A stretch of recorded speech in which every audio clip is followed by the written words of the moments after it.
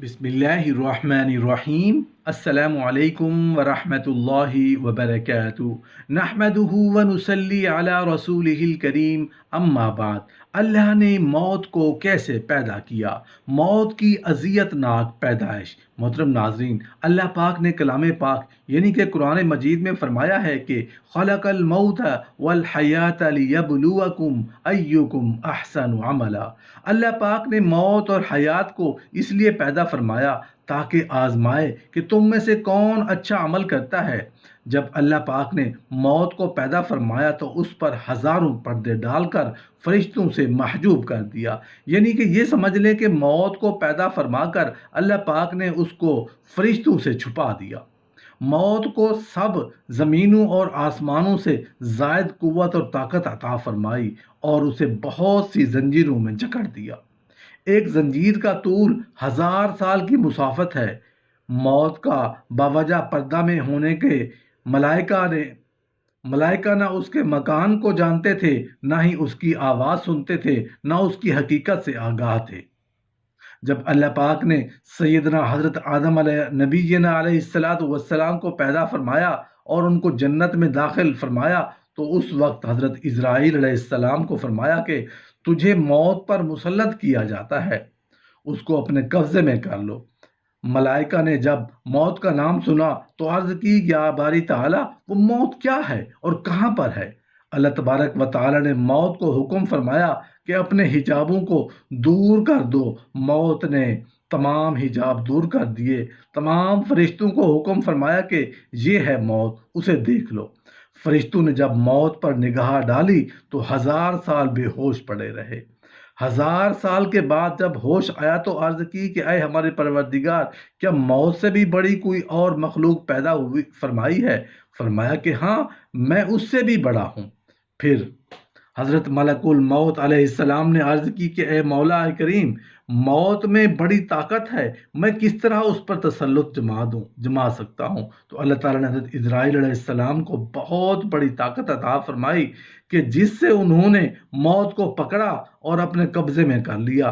तो उस वक्त मौत ने बड़ी ही खौफनाक और होलनाक चीख मारी और अर्ज़ किया कि ए बारी ताला, मुझे इजाज़त हो तो मैं आसमानों से मैं एक मर्तबा अपना ऐलान सुना दूं। अल्लाह पाक ने मौत को इजाज़त मरहमत फरमाई तो मौत ने यूं ऐलान किया कि मैं मौत हूँ जो माँ और बेटी में जुदाई डालती हूँ। मैं मौत हूँ जो भाई और बहन में जुदाई पैदा करती हूँ।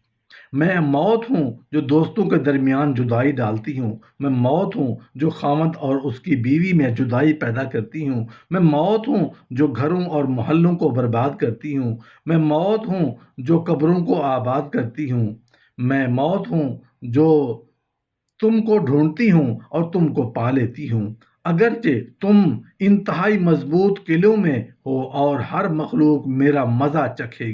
इस बात को हम मानते हैं कि आखिरत दुनिया से अफजल है, मगर दुनिया का माल जमा करने की फिक्र में हम उस वक्त लगे रहते हैं और रसूलुल्लाह सल्लल्लाहु अलैहि वसल्लम और आखिरत को भूल जाते हैं। हम ये भी मानते हैं कि मौत यकीनी चीज़ है जो आकर रहेगी, मगर आमाल हम ऐसे करते हैं जैसे हमें कभी मरना ही ना हो। रसूल करीम सल्लल्लाहु अलैहि वसल्लम ने फरमाया, लज्जतों को तोड़ने वाली चीज़ मौत को कसरत से याद किया करो, इसलिए कि मौत को कसरत से याद रखना दुनिया से बेरहमती पैदा होने का सबब है, जो असल मकसूद है, और आखिरत के लिए ज़ख़ीरा जमा करने में मददगार व मुआविन और गुनाहों से तौबा करते रहने की तरगीब का बायस भी है।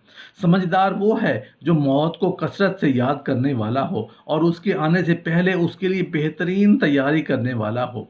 आखिरत की तैयारी करने वाले का 3 चीज़ों से एहतराम और इकराम किया जाता है। उसे तौबा जल्दी नसीब होती है और वो मौत को याद करते हुए तकवा के करीब हो जाता है। उसे कनात की दौलत मिलती है और थोड़े माल पर कनात मैसर होती है।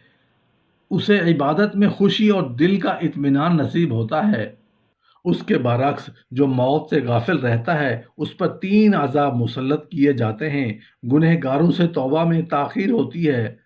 अपनी आमदनी पर राज़ी नहीं होता, उसको कम ही समझा जाता है, चाहे वो कितनी ही बड़ी हो जाए। अब عبادات میں سستی پیدا ہوتی ہے، ایسے لوگوں کے لیے اللہ تعالیٰ نے سورۃ الجمعہ کی آیت نمبر 8 میں ارشاد فرمایا ہے، اے میرے نبی صلی اللہ علیہ وآلہ وسلم، کہہ دیجئے بے شک موت جس سے تم فرار ہوتے ہو وہ تو یقیناً تمہیں ملنے والی ہے۔